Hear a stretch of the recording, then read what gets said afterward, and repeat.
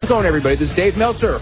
We're going to be here for the next 2 hours talking pro wrestling. We're going to have Raven as our guest in just a couple of minutes, like about 3 minutes. And, of course, Bryan Alvarez is here as well, and we'll be here for 2 hours, as we are every Sunday night, talking pro wrestling. And we're actually going head-to-head with the WWA pay-per-view, so... Uh-oh. Yep, you didn't know that, did you? Huh? Are you going to watch that show? No. Oh, If somebody's kind enough to send me a tape, I will review it, but I'm not spending any money on it. Okay. Well, you had an interesting week this week. Yes, I did.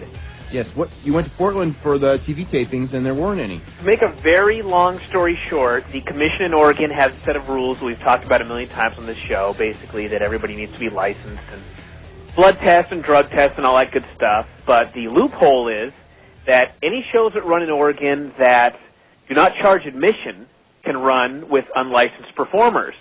And there's shows that run unlicensed every single week. And basically, the idea was that, and I think Frank Culbertson, the guy at WB that's in charge, basically went to the commission and asked if we run this as a TV show, will we have to, use licensed performers and that sort of thing. And they said no. And the State Attorney General's office on Thursday at 3:30 p.m., while I was on the road from Seattle to Portland, decided that that was not the case and shut the show down, sent a cease and desist order. So we all got there and had nothing to do and went right back home. So that must have been a nice drive. It was. But hopefully everything will be ironed out and they'll tape again this Thursday. But as of right now, I actually know nothing, so we'll see. Yeah. Anyway, any thoughts on SmackDown? Did you watch SmackDown yet? Yeah. What did you think?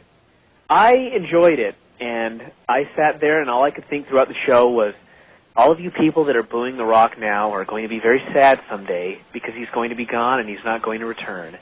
And I thought he did such a great heel promo, to the point where I actually almost felt bad for Hulk Hogan because he had been so badly overshadowed by this man. And I really enjoyed it. I didn't like his second promo at all. You didn't? No. I liked the first one a lot. And the second one, the whole thing with Rock and Hogan, all I could say is that when it was over, I had so little interest in watching their match, and I had at least curiosity going in. I don't know what it was about it. I think that it was between Rock treating it like it wasn't important and Hulk Hogan not having any kind of a good comeback for Rock. I don't know. It kind of weakened it for me. We also have Raven, and he's actually already on the line. How you doing today? Good. How you doing? Doing really, really good. We got actually a lot of phone calls on the line already for you, and we'll get to them in just a couple of minutes. But first, I guess first thing people are going to want to know is what is your mood, I guess it's pretty positive going from a place where you were in the spotlight promotion and not in the spotlight to a promotion that's not in the spotlight, but you're in the spotlight. To be honest, I was so miserable in the WWE. I spent 15 years perfecting, or what I thought perfecting, an art form, and they looked at it like I was out of my mind and just that I had no talent, and treated me that way. And as much as I tried to compartmentalize it, it still does a terrible damage to your psyche because you spent your entire life building for this goal. But, when they let me go, I thought I was going to sink into this monstrous depression. I really was scared I was going to be in a depression, but it ended up, I'm happier than I've been in the last couple of years. I'm going to end up making more money working indies, working less dates, which just shocked me to find out what I can get. And plus what the Jarretts are going to pay me, which is quite a bit. And I'll work less dates. And then working for the Jarretts is like working for ECW again.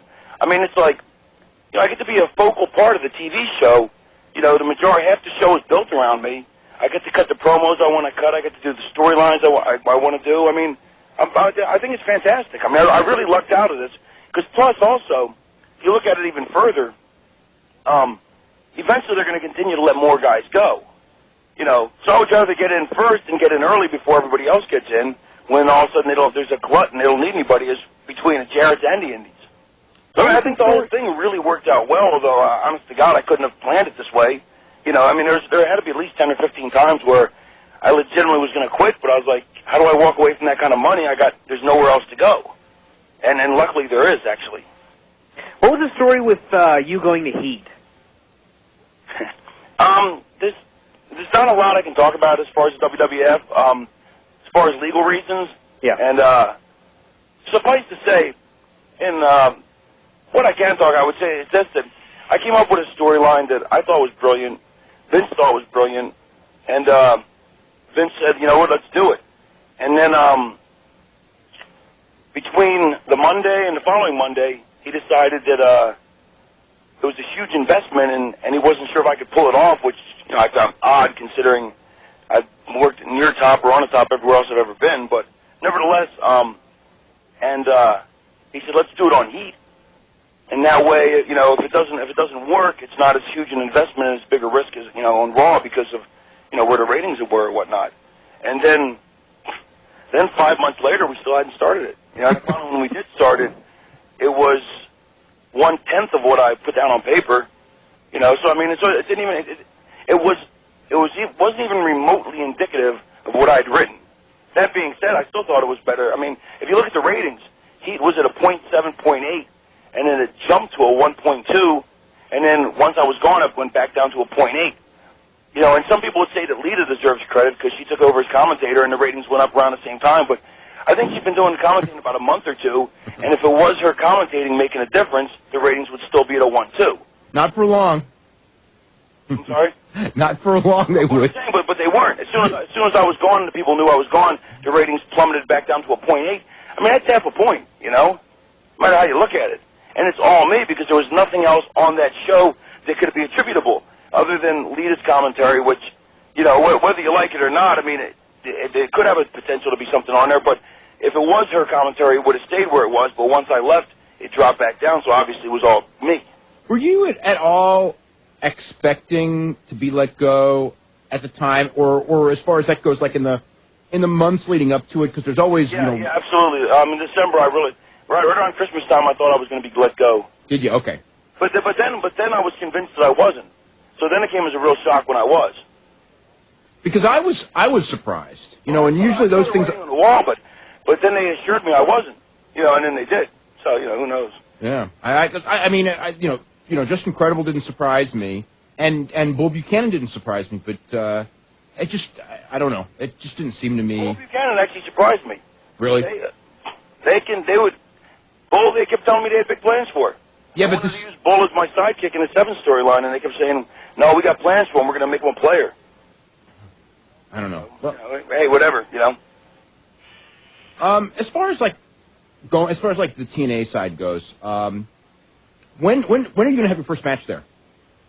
I don't know. Probably this week, I guess. Really? I mean, here's the thing. I mean, I don't think it's a necessity that I rush right into a match. I don't think I should not wrestle. I mean, I think whatever the storylines, whatever lends itself. I mean, it just happened that the first week, the thing at the end of the show. The next week, it just didn't lend itself to a match. And last week, it just, the way the show was formatted, it didn't lend itself either. I mean, it's not on anybody's thing trying to keep me from having a match or me going, I don't want to wrestle. I mean, I just think it's one of those things. But, looking at the big picture, I'm planning on being there for a long time. So, if you do want to see me wrestle, I mean, I'm sure you'll see it soon. If you don't, well, then you've lucked out. Now, do you know, I mean, you're going to be working with, it looks like Jeff Jarrett and AJ Styles. What's your thoughts? Because I know that, like, AJ Styles, originally, you were not that high on AJ Styles if we go back, say, 6-9 months ago, and from what I gather, I guess you pretty much are now. Yeah, well, I mean, here's the thing. AJ had a tryout and for the in Cincinnati. I mean, I talked about this the other day, and I was like, this is the AJ Styles I heard so much about. I really wasn't very impressed because they said, look, no flying. We want to see if you can actually work, And by not being able to do a quote-unquote X-Division style match, he was really handcuffed, and his work really wasn't very good, Now, that being said, his X-Division stuff is phenomenal, you know what I mean? It's off the charts. But that doesn't lend itself to drawing money. And as much as everybody, the insiders, and everybody says, oh, you got a X-Division, that's the money. I mean, wrestling has always been about talking to people in the seats. It's about the promos, and his promos have definitely improved because the stuff I saw that day didn't impress me at all in Cincinnati.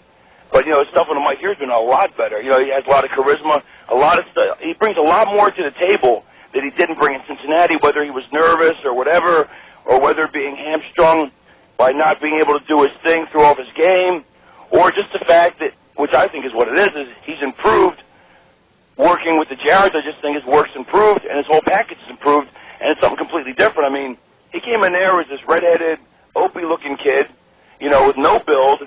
Now he's got a nice little build to him. He changed the hair color so it doesn't look like Howdy Doody. I mean, he brought a package to him as before where it was just, a guy that could do high spots. And when you took away the high spots, there wasn't anything there. How much, this is interesting. How much,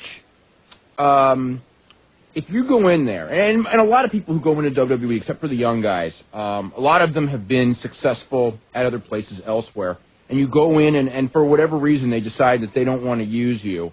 As far as that goes, I mean, the same thing could be said for WCW a couple of years ago, because there were a lot of really talented guys in WCW that never really got much of a push. What does that do? I mean, because I think I've seen guys that have kind of self-destructed and never fully recovered from, kind of like, I don't know if it's the loss of ego or, you know where I'm going with this? Yeah, absolutely. I mean, I guess, yeah, but, I also think that a lot of these people that were supposed to be so good really weren't that good. I'll give it, let me think of an example that doesn't bury anybody that's going to hurt their feelings, I know. There's a lot of people that were supposedly this fantastic, unbelievable, I can't believe you can't get them. I'll give you an example. When Sabu first came on the scene, right, Sabu was touted as, oh my God, this is the greatest worker of all time, 5-star matches, and he couldn't work a lick. And then by the time he became a better worker and he worked smarter and got the people more involved in his match, everyone decided he couldn't work anymore, and he was just, that his best days were behind him, and that he was only a 2-star match. Sometimes what the so-called smart fan sees, you got to be careful what you give them, because they think they want something sometimes, and sometimes they really don't. And sometimes they see something that they're not looking at the big picture. I mean, they're not looking at the grand scheme of things. I mean, good matches aren't quite enough. Charisma's not quite enough. There's a whole lot of things that play into it. And certainly talking, because if you can't talk the people into the seats, you can't get them in there. It's always been promo-driven business. And you can look back and, talk to any old-timer, talk to anybody ever, but it's the promos that talk the people into the seats. But there's a certain type of promo, because you and I have talked about this before. A lot of the promos that are being done, even by people who are good talkers, are not those kind of promos that talk people into the seats, but they're just extemporaneous speeches looking for a punchline that when I watch them, I think that they're like a waste of... I almost get frustrated by them because I'm thinking like, you're talking and you have a good delivery, but you're not talking about anything that gets anyone excited. You're trying to build to a punchline. Right. Well, there's two types of promos. I mean, there's a money-drawing promo that's going to put an ass in a seat, and then there's a promo to entertain. I think they have both their places on the show because not every storyline is designed to sell tickets. There's a main event match or a couple main event storylines that are designed to be your focal point, and the rest is designed to be filler.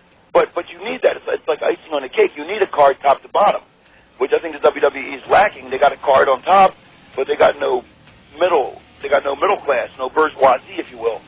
But so I think, like, I'll give you an example. Edge and Christian's promos. I thought they were phenomenally entertaining. And they weren't going to put any asses in seats, but they were great mid-card promos when they were a mid-card tag team, but that's all they were there for. That was their position on the card, what worked for them at that level. When you move on to the next level, then you got to change your game, but unfortunately, people don't know how to change their game because you have writers that don't understand wrestling, which is its own strange animal. They're writing TV show promos, and I still don't get this whole thing where these guys are writing for friends and whatnot, which supposedly some of them were. Why would you leave writing for friends to write for the WWE? Bryan is now doing something that you did very early in your career because he's working for Portland Wrestling. I love Portland Wrestling. Yeah, and there's a guy in... I gotta work. Honest to God, not to cut you off, but that's what's missing today, no matter what anybody says, but, man, I worked minimum 6 nights a week, and usually 7, I'd say usually 6, and every third or fourth week, 7. And, you work every day with up-and-comers or guys who are coming down, and there's only like a couple hundred people there a night, but you learn how to work. And you can't, as we've seen in the last couple of years, you can't replace that. You cannot replace learning how to work. You can't replace that ring time. No. And the other thing with the Portland Wrestling is that the nature of they only had a certain number of people on the crew, and they, is that you were working like, you weren't working 5-minute matches.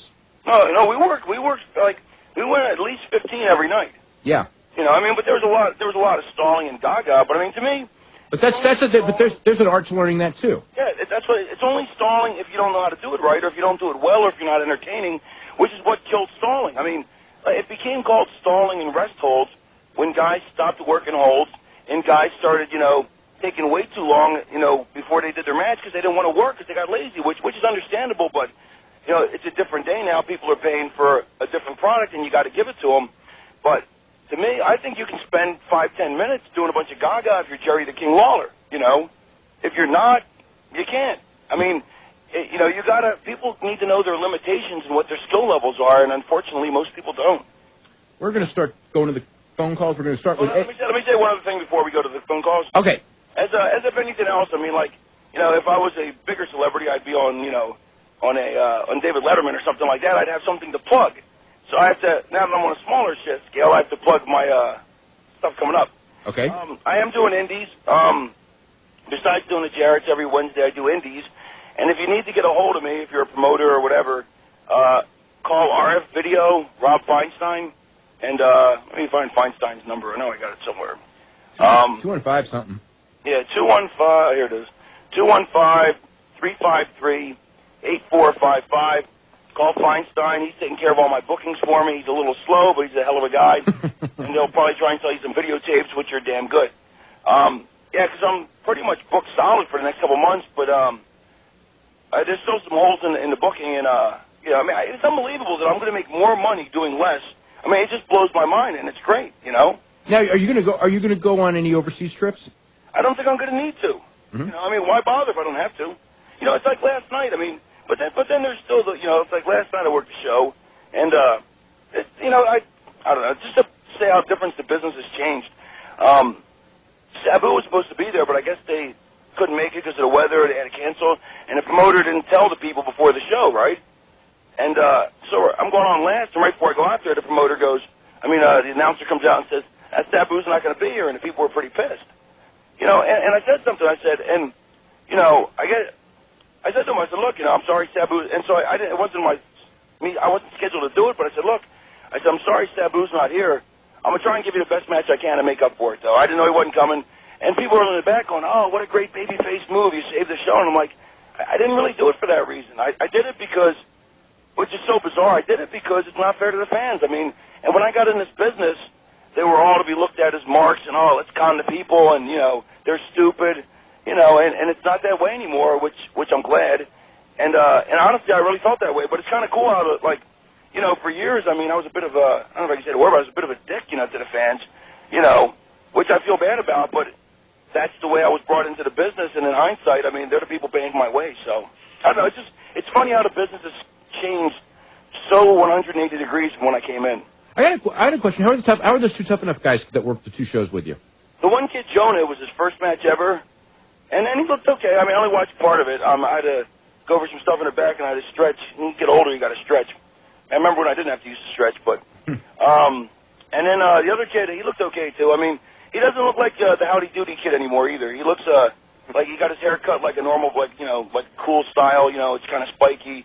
And the people were with it. I mean, they were entertained. It's kind of funny. People, I really think people could do much more business nowadays on indies if they promote them than they could years ago, because it's like, you go to these small towns in the middle of nowhere, and they're a couple hours from any major market, so they're never going to see pro wrestling, yet pro wrestling is now transcended, and it's not like 10, 15, 20 years ago where it was, where it was a closet sport. Now it's part of the mainstream, part of the vernacular. And, and it was like, and I saw a totally different breed of fan who, even though they knew these guys were, unknowns and whatnot, they just wanted to be entertained by some wrestling matches as opposed to just wanting to see stars. You know what I mean? Mm-hmm. Like that wrestling has now come to the point where it's like going to the movies. Maybe you want to go see a movie, and there's nothing good playing, but you'll go anyway, whatever, you know what I mean? It's become part of the lexicon as opposed to just it's either the big show or nothing, Let's go to Ed in San Antonio. Ed, you're on with Raven. Hey guys, Raven, I'm a big fan of yours. The first time I ever saw you was back in the Global Wrestling Federation. I used to love it when you would do a color commentary with Eddie Gilbert.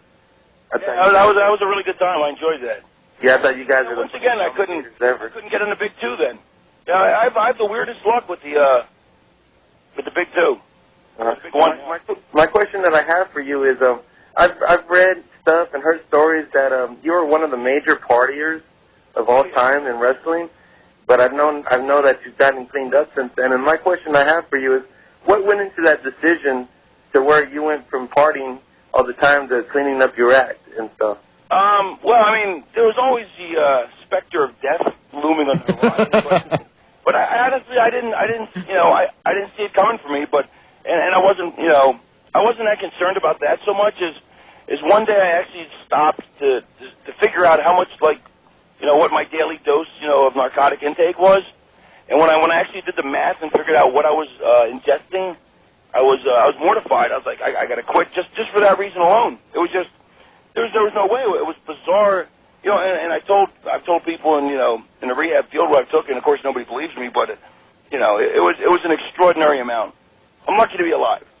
Do you think part of the reason is that when you were first brought up, you might have been surrounded more by people that did that? You know what I mean? Nah, I hate to take that shortcut. I mean, honestly, I went to college. I was a big partier in college. I didn't get into the pills and stuff because that wasn't the scene. So maybe that's why I got into that scene, because it's part of that scene, but I'm sure I would have anyway. I don't know, I always, it's really sad and pathetic, but to me, I always had this glamorous view of Keith Richards, with a needle in his arm. And I always knew I'd be that guy someday, but I also knew that when I got to that point, it'd be time to quit as well. So I don't recommend it for anybody else, and it's not a good life choice. It worked out. It worked out luckily for me. You know what I mean? But I'm one of the few. There's too many people that have died from it, so I don't recommend it to anybody. But by the same token, I can't be dishonest and say that I fell into it, because I didn't, because I knew I walked right into it intentionally. Yeah. Okay, and if I could ask you one more question. What was the story with, I heard something that Hulk Hogan axed the storyline with you and Canyon? Hulk Hogan axed the storyline with me? Oh, remember you were doing the videos in WCW? I don't know who axed that. It was supposed to get to me and Piper. Me and Piper planned out this huge storyline. It was hot, too. Really good stuff that we put together. We worked on it 5 days a week for a couple of weeks to really tighten up all the details. And plus they weren't using them. And all I can think is, honestly, I'm convinced what happened, whoever did put the axe on me, is there was the Big Ten. There was the Big Show, Flair, Hogan, Nash, Hall. There's about 10 of them that were top guys. Then there was me, Conan, and Jericho right below that, kind of like the sixth man off the bench in basketball. And the Big Ten didn't, and DDP was one of them, and nobody in the Big Ten wanted another guy coming in there because that cuts into their top guy thing. They'd let Paige in because Paige had different connections, but I don't think they wanted anybody else in there. And if you work with a top guy, not if you just have a match with him, but if you work a storyline with the top guy, you become a top guy. And that's why I think it was axed. Who did it, I don't know, but that's why I'm convinced it was axed. What kind of coverage you get with the show? We're on all over the country, and we're on in, I think it's 177 countries on the American Forces Radio Network. It sounds like Radio WWF we used to do. I actually remember that. That was hilarious. Yeah. We're going to go to Charleston, West Virginia, and Mel. Mel, what's happening? Oh, guys, how are you this evening? Doing really good. Raven, I want to tell you, first of all, I'm a huge fan of yours. Thank you. And I think the WWE is a classic example of there's none so blind as he who will not see. It is their loss that you are gone from the company. Thank you. And I wish you all the luck in the world. I think anybody who gets you working for them, whether it's the Jarretts on a long-term basis or one of the indie feds, just go in and work a few shows. I think they're getting somebody that's going to bring a lot to the table. I think you have a lot to offer. I really do. Thank you. I've watched your matches, and I've seen things in them that I remember a hell of a lot more than some of the people that the WWE crams down our throats on a weekly basis. Well, it's a story. You got to tell a story, and it's a simple story, but you have to be creative, and most people aren't very creative. They see somebody else do something, so they do the same thing instead of putting your own particular twist or spin or whatever on it. Well, in that direction, since you have both worked in the ring and worked on the creative end of things, do you see yourself ever making the transition into the creative end of the wrestling business, or when you're ready to get out of the in-ring thing, is it going to be like, that's it, I'm done, I'm going to walk away from it altogether? That's it, I'm done. I have no interest in being on the creative side. I enjoy kibitzing with my friends. I enjoy, like when I was in ECW, I enjoyed coming up with stuff to add to my thing. If I thought of something, go, oh, this is pretty cool. If I thought of something for somebody else, like when I made up the Dudley's gimmick, or whatever it is. But it's not something I want to actually do. It would take away the fun of it. And then once it becomes a job, then I no longer want to do it. And also, as far as the WWF is actually Vince has already mentioned to me about. Well, this is before they let me go, but had talked about using me as a writer, and I just couldn't see doing it for another reason. Is like I don't like my ideas being overruled. I don't mind my ideas being changed and added to, and if they're not any good, I don't mind it being kiboshed. But I couldn't stand to see something that I know is good be taken and discarded because of somebody's whim or somebody's fancy, if I know it's good. Like, that's the one thing, Paulie, didn't matter who came up with it. If somebody came up with something good, Paulie's like, you know what, we can use that. You know, he might tweak it, might make it better. But I'd hate to see something like some of the stuff I've come up with and submitted to them. They just look at it like I got two heads and throw it away, and I'm just thinking, you know, I could never do that. It's not something, I like to be a performer. I don't want to ever stop performing, and whatever I do after wrestling will be in the performing field. So I don't want to be behind the camera. That's I get too big an ego. There you go. Yeah. Okay, we're going to go to Jonathan in Savannah, Georgia. Jonathan, what's going on? Not much. What's going on, Dave? Yeah, not too much. I had a couple questions for you. My first one, I have a question for Raven, but my first, comment was I thought that Jericho did a good job of carrying Steiner on Raw to a passable match, considering what I had heard about Tripp's match with him at the pay-per-view. Well, it was much better than that. But also, you know, one of the things in that was that, you know, this difference between Scott Steiner working 7 minutes and working whatever it was in the pay-per-view, like 18 or something. But my first question was... It's also the difference of Jericho. Yeah. You have to think about carrying immobile guys. Jericho can make anybody look good. Like, he's smart enough to know if you got a guy who's... I didn't see it. I mean, I didn't watch it. But he's smart enough to know if you got a guy who's not very mobile, then you let him stand in the center and you bump around him. You know, you adapt. It's adaptability. You have to be able to... That's why, if you notice, like, as great as Ric Flair was, and he had the same match with everybody. I mean, you didn't see that until, you know, he started wrestling every week, but everybody knows it now that he had the same match with everybody. But, of course, but on a sidebar, no one will ever take away the fact that he did it. He'd go 45 minutes for 20, 30 years every night. I mean, no one will ever touch that. There'll never be anybody who can do that. I don't know how he did it. But that being said, you know, he'd have the same match every night. I always try, and I know Jericho does too, is we adapt to our opponents. Like, if I'm wrestling Steiner, I'm going to work his style. If I'm wrestling Hurricane, I'm going to wrestle his style. If I wrestle Stevie Richards, I'm going to wrestle his style. So you see a different match every time. My influence will be in there, but I'm going to work their style, so it's ensured that it's going to be a different match than if I make them conform to mine, as Rick always did. Okay. But I don't want to sound like I'm bashing Rick, because, I mean, what he did is absolutely phenomenal. I mean, no one will ever... I mean, like I said to him before I left, I said, you got to be Superman. I go, how did you wrestle 45 minutes a night, 7 days a week for 20 years? I don't know how anybody... You mean physically hold up? That's what I'm saying, physically hold up. I don't know how he did it. I don't know how he did it without, like, you know, breaking every bone in his body and ruining every joint. And it wasn't like he was and Andy had to travel by him. Like, people forget that not only is the ring that brutal wrestling, I mean, it's also a harder ring back then, but the travel. I mean, you get in a car, you fly, you're banged up. We're big guys. Even the smallest guy is a big guy. There's no room in coach seats. You know, and so you're squished in there. Then you got to drive, and at least when you fly with the boys, you got your buddies with you. But I guess when he was world champion, he was traveling alone, which makes it even more remarkable what he did. Yeah. It was it's unbelievable. I mean, it's like Lou Gehrig, you know. Anything else? Lou Gehrig. You know, getting Lou Gehrig's disease. You think he'd have seen that coming, huh? Thank you. I'll be here all week. Okay, Jonathan, anything else? Yeah, I had a question about if you caught Confidential last night and what Bob Holly had to say about the whole... I caught it, yeah.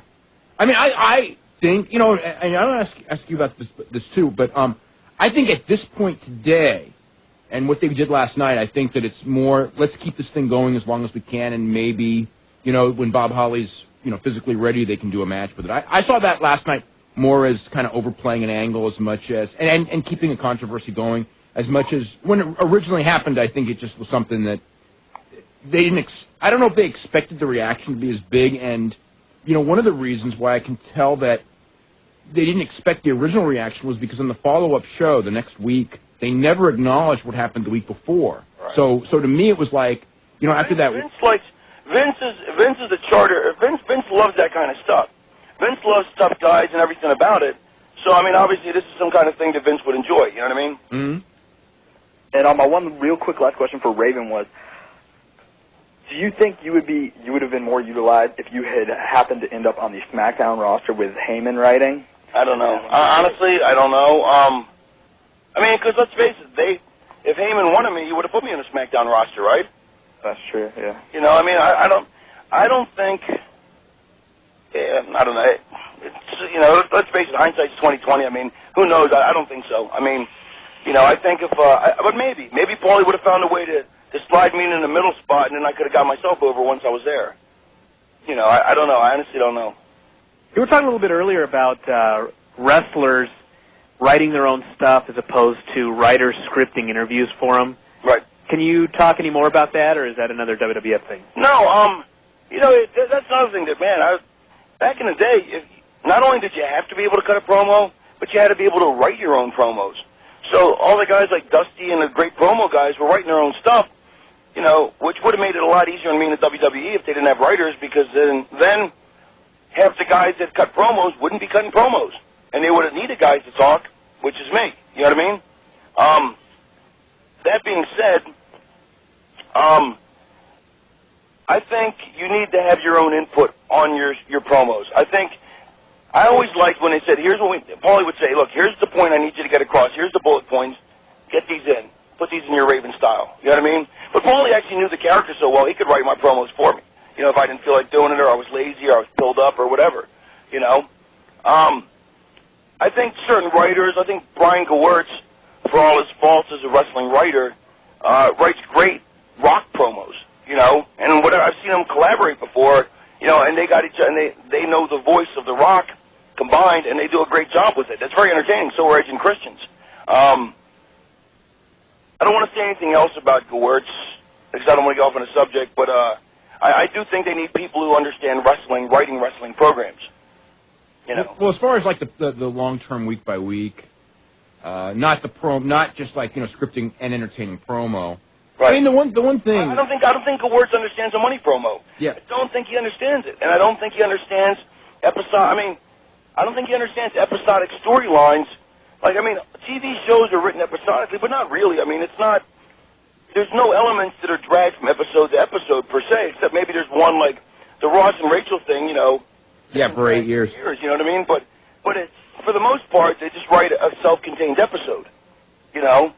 But the goal. See, the thing is, the goal. Wrestling's not like that. The goal of a wrestling show is that you have to create things to make people buy pay-per-view, which is totally different from every single thing else on television. And the other thing is that when it comes to writing wrestling, I don't think that unless you're a fan for a certain number of years, and I mean a lot of years, that you can really understand it.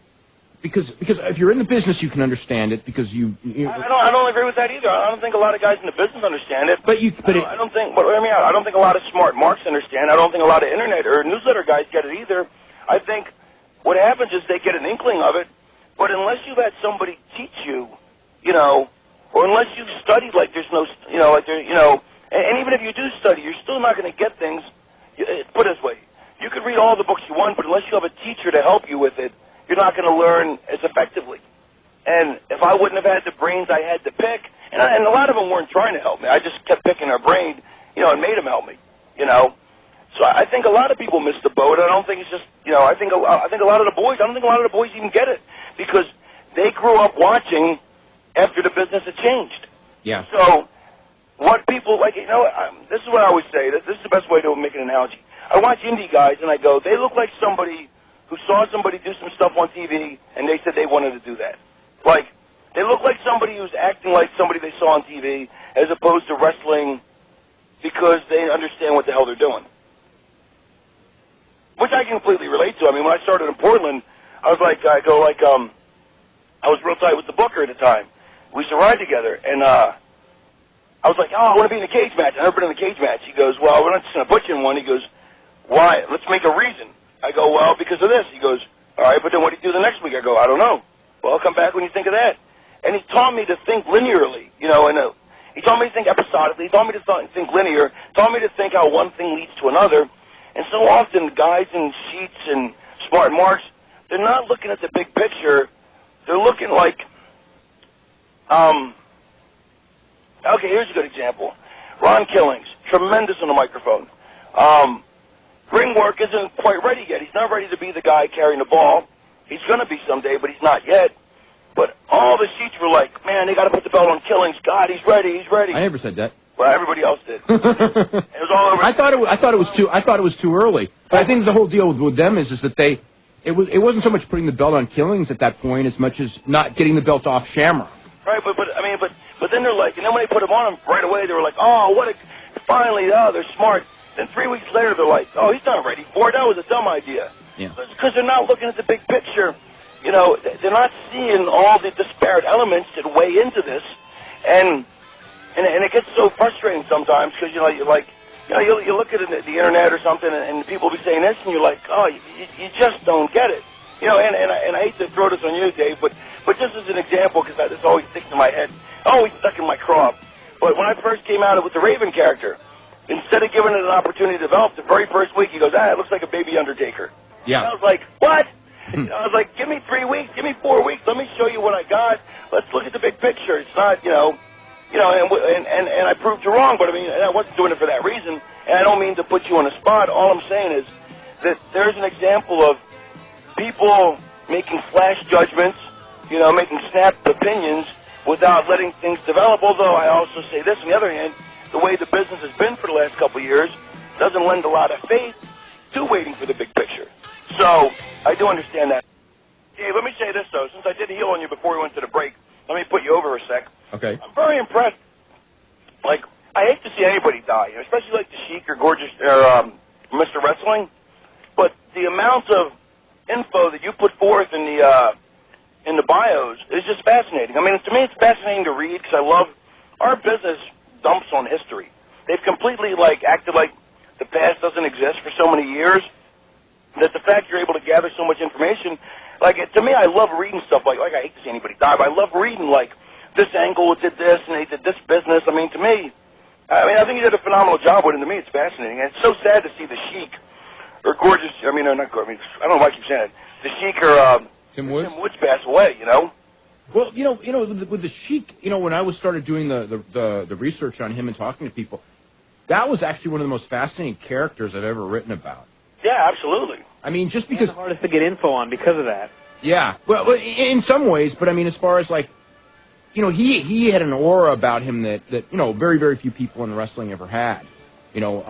Especially with fans. I mean, it was I had no idea he was such a good guy. You know what I mean? Yeah. But the thing with him is that wrestling fans in territories that he didn't work should not have known about him because it wasn't like they had an internet and granted you had wrestling magazines, but not exactly everyone read wrestling magazines. But somehow or other, everybody knew the Sheik, and everybody knew the Sheik meant blood, and it was just, I don't know, I just found the nature of both the ups and the downs of how he got over, and also how by doing the same thing too long, ended up running successful companies down. We're going to go to James in Seattle. James, what's happening? Hello, hi Raven. It's an honor to talk to you. How you doing? I'm doing good. I noticed in your last couple weeks or so, months with the WWE, you really had a change in appearance from what was sort of your trademark style. Was that something they wanted you to do, or was that something you undertook to sort of mix up your character a little bit? Yeah, actually, it was my idea. I was a little offended when I heard the rumors that they made me change my look and let me go as a big rib. Which I don't know. I mean, it wasn't at all. And I don't think they would do that, but maybe they would. Who knows? It was, my first thought initially was this. They don't a big stumbling block for me was Pat. Because Pat liked my work, but he didn't like my look. He didn't get it. And we go round and round, about it. And Pat's a creative genius, but I maintain that he's a 60-year-old man, and doesn't understand what today's trends are. Like me and Briscoe would talk about it, and Briscoe goes, you know what? He goes, it looks insane. He goes, but you know what? I go to my kids' wakeboarding tournaments, and that's the way people dress. He goes, and Briscoe was always a big supporter of mine. But I thought, well, if I can't get in, if they won't give me a shot looking the way I do, maybe if I fit in, you know what I mean? Maybe if I, as the, what's the term, attack of the clones, like everybody else, look like everybody else. See, I think that's the big problem there right now, though. Well, regardless of whether it is, I'm looking for self-preservation. Yeah. So I don't doubt that. I mean, of course it is, but nevertheless, I'm looking for self-preservation. I figure I'll take the dreads out, I'll grow my hair out. Plus, I was getting tired of the dreads anyway. It'd been 2 years. It was going to be a pain in the ass because you got to redo them every 3 weeks. and then I said, you know what? And then I said, you know what? I'll try tights. I haven't worn tights. I'll wear tights. The funny thing was that everybody loved the tights because I got good legs, and they're like, why did you cover the legs all these years? And I always thought, you're not looking at the big picture. The look is intrinsic to what I'm trying to broadcast as a character. But so I did that, and by then, I mean, the writing was already on the wall, so it was too late. It was a little too late. And I'm not so sure it wouldn't have made a difference if I would have done it 3 or 6 months earlier. It might have, but like I said, I'm glad it all worked out the way it did. But ultimately, it was my decision. And then when I went to the Jarrett's, I was thinking about wearing the trunks as well. And I was like, you know what? I don't know. I don't feel comfortable in trunks. I feel like I'm half naked after wearing, something for years. And I don't like long tights. So I said, you know what? I'm going to go back to the skirt until the skirt falls apart. And then since I only got one, and I can't find them anywhere. If somebody does know, call Feinstein. And one of the things... Back to a commercial. What? We're back from a commercial. I'm saying, we just did 8 commercials in like 12 minutes. I know. Anyway, I want to, before we went to the hourly break, you had actually just started the conversation about the cyclical nature of wrestling. And, one of the things that you said something that I've always thought, and that is that what I think happens with a lot of promoters and bookers is that they'll come up with something and it'll work. And then they'll think, well, this is what works. And unfortunately, nothing works forever. And instead of tweaking it, when the things start to go down, they don't tweak it. Just go, well, this is exactly what works. And then, it's kind of like one of those things where when that snowball starts running down, they don't know how to move the snowball up because they only know the one thing, which is at that point now taking it down rather than, you know what I mean? Right, and they're very set in their ways. Yeah. And I think also, it's kind of like, in my opinion, when the WWE started running, when the business started going down, I think Vince's philosophy was, man, we got to push the top guys more. But see, I look at it the other way. I mean, I can understand that train of thought. I don't agree with it, but I can understand it. Whereas I look at it as that's when the top guys need more support. And it's two completely different schools of thought, and I think they've chose the former as opposed to the latter. And I think that's something that's been done forever. Well, the other thing also is that there's a thing in wrestling, and I mean, like certain guys can draw money and certain guys don't know how to draw money, and then there is something to that. But the problem is that even if guys who know how to draw money, just because if they are there without new people, like a guy can be on top for a long time, years and years and years, as long as there's new people in the mix for him to face. Sure. But if he's always facing the same guys, even if they're great, like just an example, Rock and Austin, who drew tons of money, if they were to wrestle each other in every main event for 2 years, people would be so sick of that match, no matter how good of promos those guys did. Unless the only way you can get around that is by incredibly creative storylines. But even that's going to run out after a while. I'll say there are exceptions at the time frames. I mean, Dreamer Raven lasted 2.5 years before he ever beat me. But okay, you kept your thing, but you weren't the only thing in the company at the time, though. Yeah, I know. But I'm just saying, you can have the top guys. Okay. I want to agree and disagree with your statement. Yes, you absolutely have to change guys up, but I disagree that you can't keep the same two guys together. There just has to be other stuff as well. So I guess we're saying the same thing. Okay. I got a question. Let me real quick question. Hey, ECW still owes me $78,000. How do I get that? You got to file for a claim because you might be able to get you won't be able to get all of it, but you might be able to get some of it because they're kind of coming to the conclusion of that thing. When do I have to do that by, you think? I think you may have had to do it by before, but I would certainly do it real quick. Yeah, all right, cool. Okay, Bryan. I know that there's certain things you can't say about WWE that are negative. So, You don't necessarily have to say anything. I can say him. In regards to booking and everything you've been talking about, do you think Vince McMahon is a genius? I think. Wow, thanks for putting me on the spot. I think Vince is a businessman, is a genius. I think his infrastructure. I mean, let's face it. WCW would still be in business if Vince was running the business end of it. You know what I mean? Because WWE has took as big a hits as they have. The hits that they've taken in their audience and whatnot, and financially, they survived. If anybody else was running it, they'd be out of business just like WCW was. But they didn't because Vince is brilliant when it comes to that. I think when it comes to storylines, I honestly don't know. I've never sat in a booking meeting with him. I've never written with him. So I don't know. But I will say he's a genius at business. I think he's a fantastic promoter. And he's he's an on-air talent. Absolutely tremendous on-air talent. Yeah. And I will give the guy all the credit in the world. I mean, let's face it. This is all about egos. Everybody's got to have an ego to do something, to be cheered or booed by perfect strangers, to have that need or desire. There's got to be something wrong with you, and you have to have some kind of ego for that. The fact that Vince is a billionaire and he's willing to urinate himself on TV out of fear from Stone Cold, I think speaks volumes. I think, anybody who ever said, oh, Vince humiliated their character to this, well, look, nothing's more humiliating than urinating yourself on TV. And so I don't have a problem doing something for a guy who's willing to humiliate himself as much, if not more, than he wants to make me do, per se. Okay. Let's go to Adam in Binghamton, New York. Adam, what's going on? Hey, guys. How you doing? Doing good. Adam. I had a question for Raven about the Tory Ninja angle. Could you comment on that? Oh, my God, she was atrocious. Bless her heart, she was a sweet girl, but she was absolutely god-awful. And she wanted to be a ninja, so that's what we did. That was her idea to be a ninja? Yeah, she wanted to be the ninja. Wow. And how come it was dropped soon? You would be so surprised some of the stuff you find out. Like, I'll give you an example. Like, Benoit, for example. I like Chris. Chris is a great guy. They did a thing, like, I remember when Chris was doing a lot of brawling, and everyone's like, man, they need to make Chris stop brawling. They need to have him in scientific matches. That's where he shines. Well, guess what? Chris likes being in the brawling kind of matches. I mean, maybe he doesn't now. This wasn't WCW back in the day. When we had more, we spoke more to each other. We saw more of each other.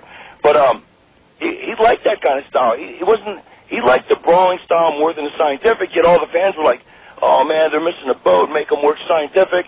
That's what he needs to be doing. You guys are screwing him. Actually, I think he needs to be doing both. Right, but I'm just saying, but at the time, I don't know what he likes now, you know what I mean? Yeah. But at the time, he liked that. Like the Disco Inferno. Everyone's like, man, he needs to stop doing that goofy act. They need to stop making him do it. He likes being goofy. I mean, it's not that somebody's making Disco be goofy. Disco likes being goofy. That's just who he is,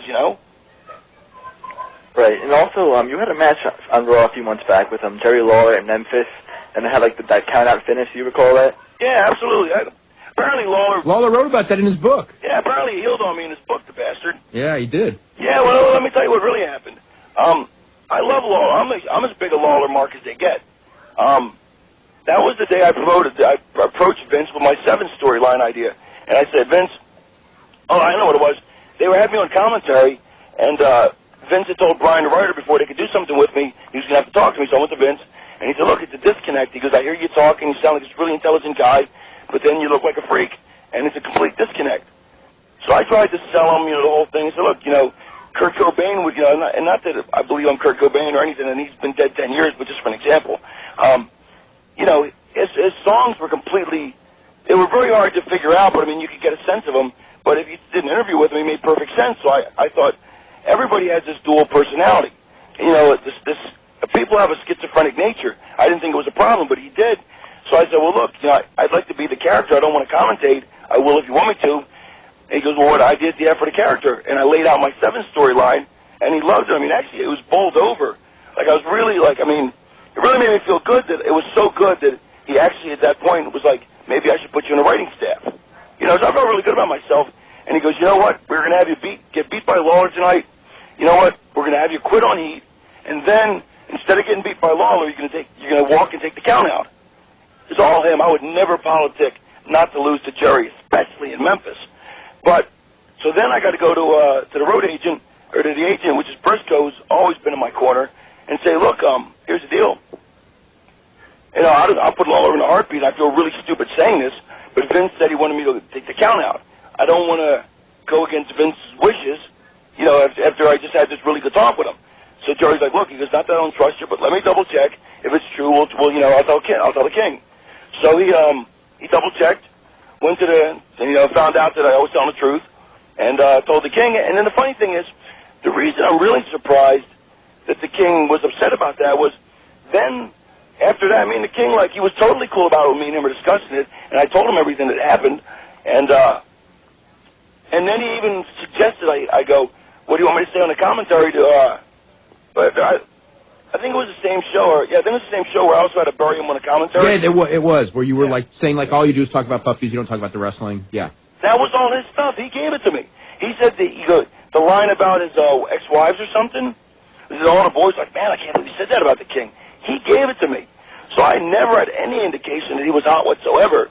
And when I found out about this, I was really bummed out. I mean, you know, it hurt my feelings, and it bummed me out. But it bummed me out more that he thought I would do that, but I can also understand why he would, being in this business.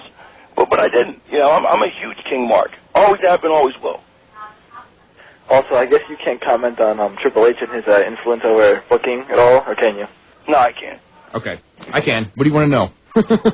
I want Raven's perspective on it, you know, because he's been there and seen it and all, but I guess he just can't talk about it. I'm not going to pressure him or anything. I can't talk about it. Yeah. Okay. All right, thanks a lot, guys. Okay, you're very welcome. I'm going to Cherry Hill, New Jersey, and Mark. Cherry Hill. Mark, what's up? Hey, how are you guys doing? Doing great. Raven, I just want to say it's glad to have you back, you know, on the air. Me and you, I've been good friends with you for a long time. I don't know if you remember me, Mark. Oh, hey, what's up, man? You remember me, right? What's up? Just glad to have you back, and glad that you're doing well and everything. Glad that, you know, you put, you know, like you were alluding to before, your past demons aside, and now I guess I'm going to have to order the NWA TNA every Wednesday night. Yeah, I think the show's getting better. I mean, I enjoyed the last couple shows. You know, apparently the Sheets didn't, but I enjoyed it. And you're going to be in town Saturday night, correct? You're working for Meanie? Yes, I'll be working for the Blue Meanie on Saturday. Okay, I hope to see you at the show then, if possible. See you there, man. All right, man. Okay, let's go to Justin in Oil City, Pennsylvania. Justin, what's going on? Hey, guys. Raven, I heard you on an Observer Live from February 2000, and you were just, you know, raving about WWF Creative because they were going really good. They were at that time. They were. If you notice, Vince Russo, it's still, everything he put into place was still playing out. Mm-hmm. Well, okay, so 6 months later you get there, and then 6 months later the bottom starts to fall out. And I'm not trying to get you to bury anybody, but at what point could you, you know, tell it was starting to go down and they've really lost something? I know Sean Waltman on Observer Live mentioned the XFL took a toll on everybody. Yeah, absolutely. I think there's a lot of factors, you know. I think the XFL, I think it's all the usual things that you think it is. You know what I mean? Yeah. And anything more, I mean, I think it would take me 20 minutes to elaborate on everything, and then I'd probably have to get into some stuff I'd rather not talk about. All right, I understand. One angle that you saw and you thought, uh-oh, this is the beginning of the end, because we sort of saw that with, like, Kurt Angle, Hunter and Stephanie, Kurt Angle, Hunter and Stephanie. Yeah, the love triangle that just ended with the most horrible ending, and we thought, oh boy. I think there was at least, you know what, though, we got used to it. I mean, that seemed to occur on a regular basis at some point, you know?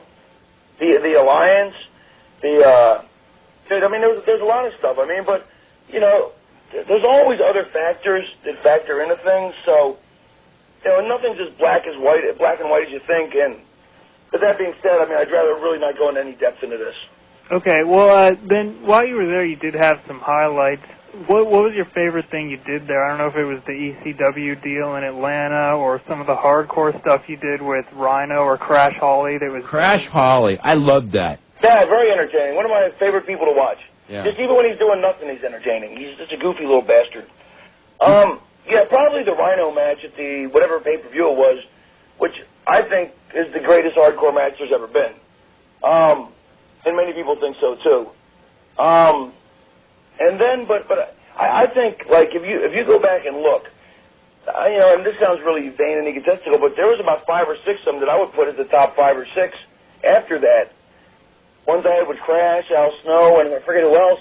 I mean, because I put a lot of creative thought into those things. I didn't just had a run on Raw where it was like right after you won the hardcore title, and every week it was something different. Yeah, I would make those things special. And in fact, that's how I won Vince over, because apparently I came in with some heat with Vince, and they threw me in the hardcore division, and then I got over, and Vince was actually, that's how I won Vince over, but I mean, it didn't last, I guess. But I would say that was probably one of the 5 best matches I've ever been in, was the Rhino pay-per-view match.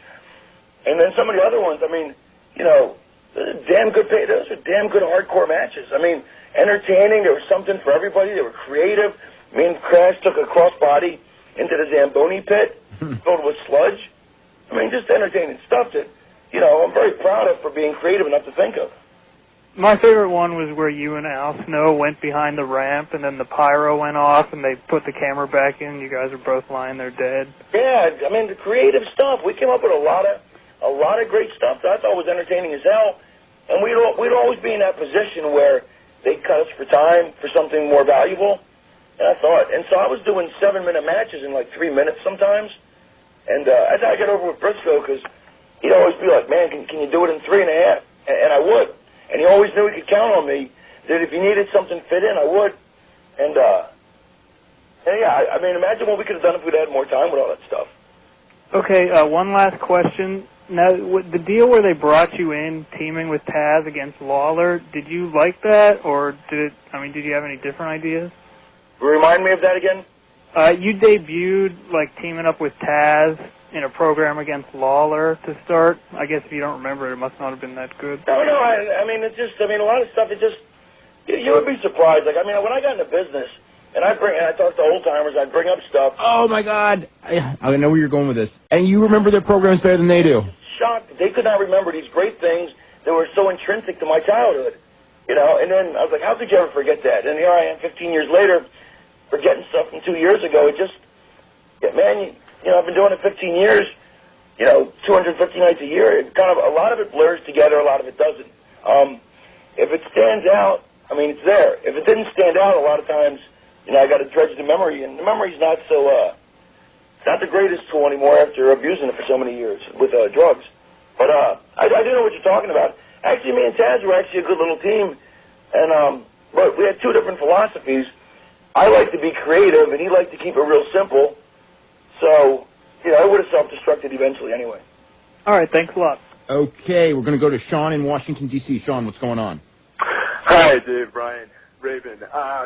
Raven, first of all, just to back up your theory on the Heat ratings, when you were on Heat and doing the run on Heat, my friends and I always made sure to watch Heat, and since you've been off, it's kind of like, a can-miss show. So, but my question was, who do you see as the most promising younger wrestlers in terms of what you were talking about? Say that again? Who do you see as the most promising younger wrestlers in terms of drawing money with the promos and working a style that draws the crowd in as opposed to just high spots? Who do you see as the best up and coming team? Give me I don't have a roster in front of me. I'll see. It's kind of a tricky question, because how young do you want to go? Obviously, Jericho, I think, has far more potential than they've never used him to his fullest capacity. I agree. I think Hurricane's got a ton of potential. There's one thing between having potential and also drawing money. It's 2 different things. It's kind of like, if you go back, everybody thought Kramer was the biggest deal in Seinfeld, but, if you wouldn't have had Seinfeld there as the glue to hold it together, it wouldn't have been the same show, even though everybody's like, more Kramer, more Kramer. Same thing with Happy Days is my big analogy. Everybody thought Fonzie drew the house, that it was all about Fonzie, and that's why people were watching. But once Richie Cunningham went off the show, it was over, because he brought that. He was the glue. He was the stability. He was the reality base in it. Yeah. So whether someone's going to fulfill that, it's hard to say. There's a lot of guys with potential, Hurricane being one, off the top of my head. But whether they'll actually get there is a whole other thing, because whether they can take the next step, whether the office lets them take the next step, there's a lot of factors. Like Ron Killings, promos are already there. You know, and he's got that money drawn pro. He's got the ability to talk somebody into the seats. When his ring work comes up to the same level, it's going to be phenomenal, you know? Yeah, and so who else are you looking forward to working with in TNA? AJ Styles, actually. Yeah. I think he's got a ton of potential. I think the things I can teach him and the match we can have, because I'll have a match more along his style. So I think that's going to be I think that's going to be really good. And Jeff, of course. Right. Well, great. It's been great talking to you. Cool. Okay, we'll get one more call in, and then we're going to have to let Raven go. We'll go to Mike in Long Island. Mike, what's going on? Hey, how you doing, Dave? Doing really good. Raven just brought up Happy Days before, you know, about when he was talking about Richie Cunningham left. Now, if somebody did that on Raw, or Vince Russo said that on TNA, you'd say outdated reference. You know what I mean? Not when it's more of a reference to, it's not a reference as far as something that he would say in a promo. It's something, it's an analogy. If somebody else used that analogy, you'd jump all over him. No, I wouldn't. Now, listen, real quick, I want to say. If he used a Carol O'Connor, I would say if it was relevant to the subject. Listen, you have been saying in your newsletter, and I've been reading on the internet, everybody's like, you know, Shawn Michaels, they're pushing him like he's a great wrestler. None of the fans today even remember him from when he was around in the early 90s. I never said none of the fans, but a lot of the newer fans from, you know, that came in '98, they really don't have a, like they sort of know the name, but they really don't have a feel for Shawn Michaels. Then, and you're saying he's just a skinny guy or whatever with a bad haircut. Then you go in your newsletter and say, yeah, Benoit got a big pop in Canada. I never said that he was a skinny. I have made fun of his haircut. You're right about that, though. Can't fight later. Let me know. Go with me on this. Before I go. Okay. I have made fun of his haircut, though. Okay. You're right. And then you say the fans really don't remember him. And then you wrote in your newsletter. I didn't say the fans don't remember. Actually, I've said that a lot of fans don't have a understanding of him. Okay. He was before their time. All right. Okay. Then you say in your newsletter that Chris Benoit was wrestling in Canada or something, and he got a big pop because people remember him from Stampede. That's 15 years ago. They don't know Shawn Michaels from 6 or 7 years ago. No, they know him from being a local guy. When he was wrestling in Edmonton, I believe, or Saskatoon, when I made that reference. And they do feel that he has a tie to the local culture. Can I get one more question for me, and you guys can argue later? Okay. Go ahead. He doesn't have a question for me. No question argue with you. Okay, no question. Okay. Give me another caller. Okay, let's go to Greg in Buffalo. Greg, what's going on? Hey, guys, how you doing? Doing really good. Hey, Dave, listen, you have to get Raven on again because he is a really good guest. I know. He's right up there with Tom Zink. I think he's a lot better than Tom Zink. I really do. Tom Zink was really great the first couple of times, but he didn't have the staying power in my mind. Right. My question for all of you guys is, first of all, for Raven, I was at the November to Remember back in '99 where you came back. Why was that main event cut so short? It seemed like for a pay-per-view match. Dreamer? It was an extremely short main event because I remember some of the other ones, like the Anarchy Rules main event with RVD. You mean the show in Long Island in Queens? This was the one at the Flickinger Center out in Buffalo. The first one you came back to was Return of the Sandman. I'm sorry, Return of the Sandman. That was the one. My first one back was in Queens where I helped Dreamer win the tag belts. Right. I'm sorry. With the pay-per-view though, why was the main event of 6-man cut so short? Because I don't remember what it was. You're gonna have to refresh my memory. It was you, Sandman, and I think it was Dreamer against Just Incredible, Landstorm, and Rhino. I couldn't even tell you. I don't remember. Nothing stood out about it. I don't remember anything about it. Okay. I have to see a tape. You know, every company that's in wrestling, the one thing that I realized is that with the exception of Noah, which is basically maybe a little bit above where it was a year ago, but not greatly above, every other company is in worse shape now than it was a year ago. And maybe UFC. UFC may be above it as well. But everybody else, even like Pride and K1, which in December I would have said are way above it, they're really not. Yeah. So, not very... All that talk about cyclical business may have something to do with, whatever we're talking about. Now the whole world's in a down cycle. Yeah, but you know what? You know what's funny is about cyclical business is that when WCW went down, WWF was booming. Yeah. And, when WCW went, so it's like, that was incompetence. I mean, there's cyclical, there is the cyclical theory. And then if you look at wrestling historically, it does hold up. But what I think is what we talked about earlier, that guys kind of promoters kind of get kind of get in this thing of comfort zone, so to speak, or, this idea works, so we're going to keep working this idea, and then you work the idea till it doesn't work anymore, and you think... And then everyone around the world copies stuff that doesn't work anymore. Well, that's why it goes down. Well, one of the problems is that people that copy don't differentiate between what works and what doesn't work. Mm. They copy the bad stuff as well as the good stuff. Anyway, we're going to go back to Greg in Buffalo. Greg, what's going on? Hey, guys. Okay. I have a question. I recall watching a Vince McMahon interview. Maybe it was on like a Raw from I'd say the late 90s, or in the interview he said how in the mid 80s, right after Ted Turner, right after he bought the Atlanta Braves, he invited Vince down to watch a game, had him in the skybox, and supposedly he said to him that you need to sell to me now. He tried to buy him out, right? Is that true? I think it's exaggerated. Okay. I do know that Ted Turner did, because wrestling was doing such big numbers on his station. Ted Turner did want to own a wrestling company. Okay, now let's say this. Because he made an offer. Him and Watts were going to go into a partnership. Right. But it ended up falling apart before it ever went anywhere. Was that with the UWF or no? Yeah, with the UWF. Right. Now my question is, let's say, this is purely hypothetical. Let's say he did. Let's say Vince did sell to him, and he took over from the operations of the then World Wrestling Federation. Now, they would never get along, and Vince wouldn't sell. So it's hard for me to imagine what would happen because, right? It's like Vince, because of who his father was. Right. The last thing Vince is ever going to do, he's never going to sell that company because he wants his kids to have it. Right. Well, let's just say that he did. I know it's hard to assume, but would you think since it was his people who ran WCW into the ground, do you think that would also be run into the ground? Then it would maybe spread, or it would sort of evolve into the territories again. See, the thing with the problem with the territories is the territories were never coming back as long as you had national cable. Right. That's what killed the territories. It was an inevitability. I mean, there were people. I mean, Terry Funk knew probably in '75 that the territories were all doomed because that's when he sold. He sold territory to Murdoch and Mulligan. Right. I mean, they knew it. I'll tell you when he knew it was when they had the Spanish International Network, which was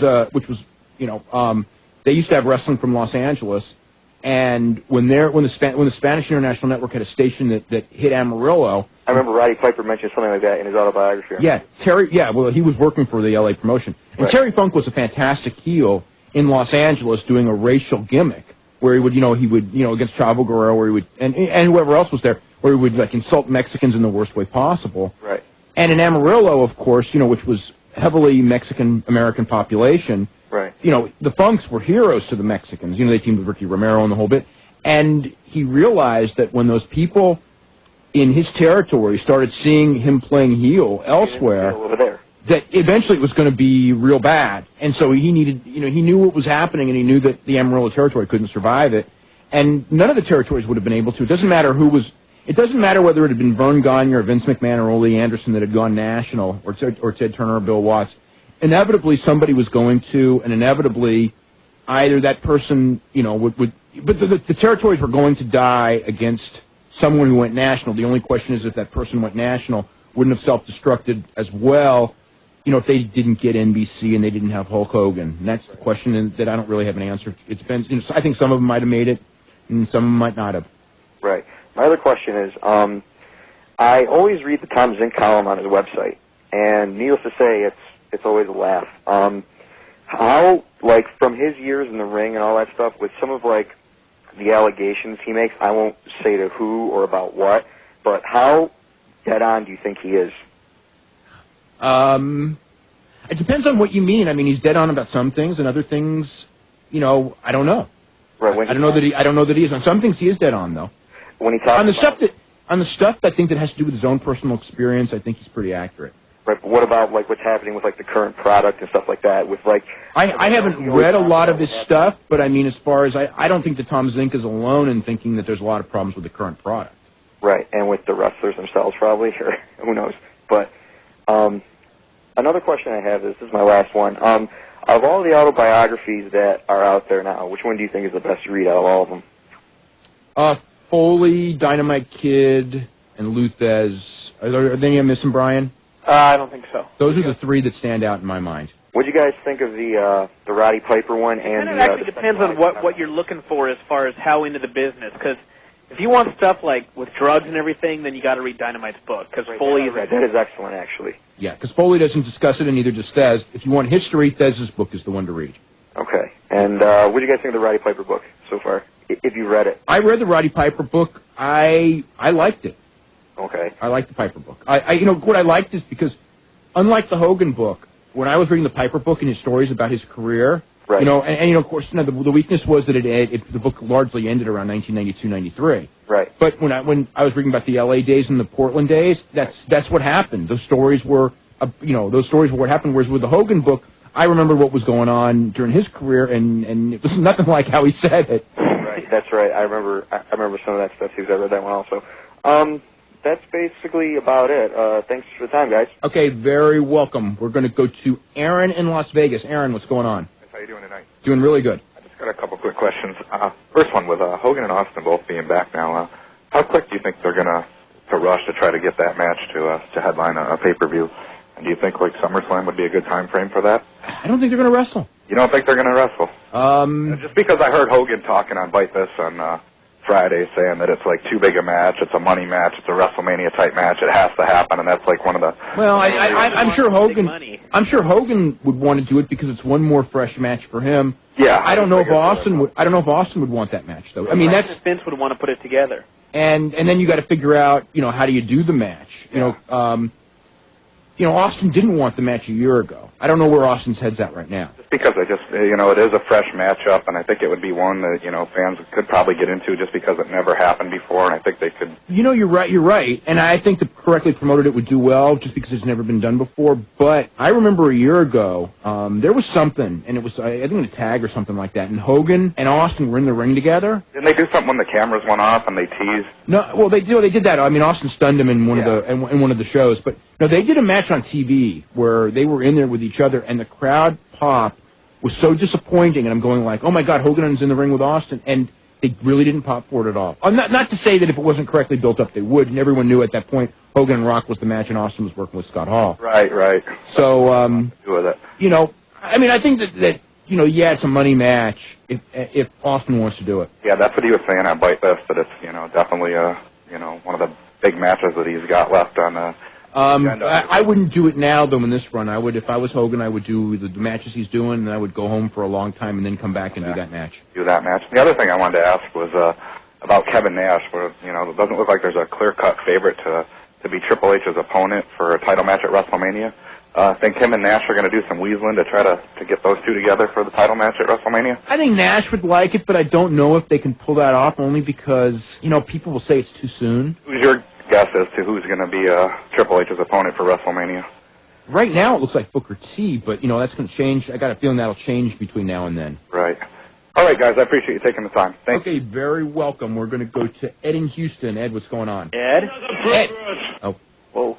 Frank. Frank. Yeah, whatever happened to John Arezzi? John Arezzi's living in Nashville. Oh, he's not in the wrestling business anymore? Not at all, no. I think he might be, he's doing something having to do with country music, but I'm not exactly sure what.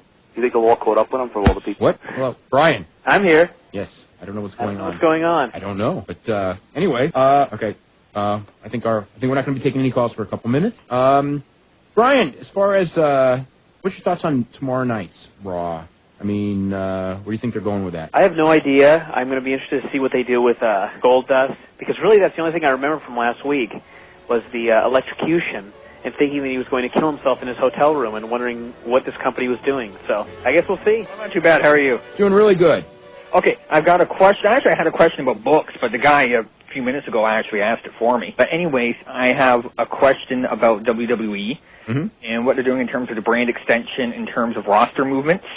Now, it looks like with Austin coming back at No Way Out, what I'm guessing, my personal guess on it, is that they're going to have Austin jump to SmackDown and have something change up, because the way it works out, it looks like things are going to be lopsided in terms of star power.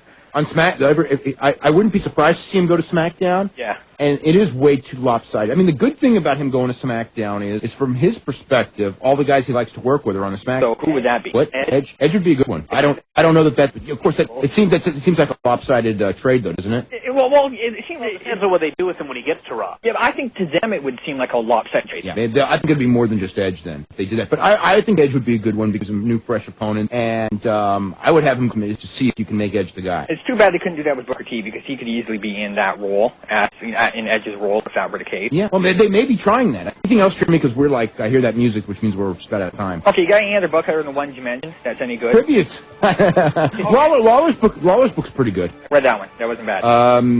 Top 100, John Molinar's book's pretty accurate. Okay, great. Thanks. Okay. Take it easy. Okay, very welcome. Okay, we are totally out of time. Bryan, thank you very much.